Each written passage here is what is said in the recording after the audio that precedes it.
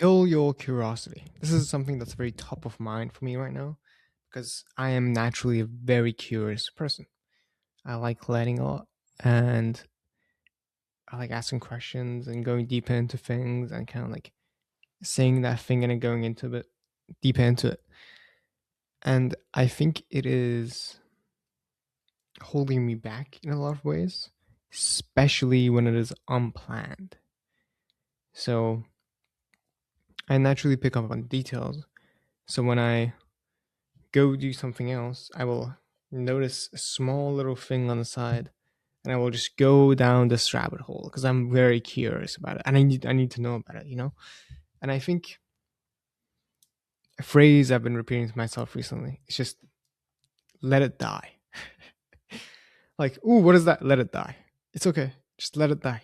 Because I will just forget about it in like less than 2 minutes, less than a minute. And then I will just carry on. And that has been so useful to me. For example, just scrolling through school, social media platform, and I go on this person's profile to achieve a certain outcome, and I see the linked profile.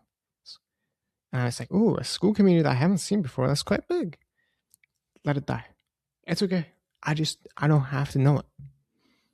And getting into the habit of just letting it die and not letting my curiosity rule me has been unbelievably useful to me.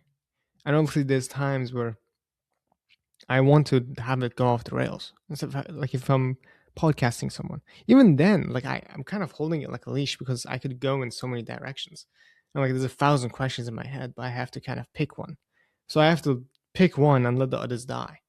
And I think that's a skill within itself, which I'm learning, which I think is really useful nowadays because of how much shit there is and how interesting it all is. I think that's something that's underestimated, you know? How interesting it actually all is. Like the AI shit recently. Like, yeah, it's shiny object, and I don't even consume that much of it. But holy fuck, bro, it looks super interesting.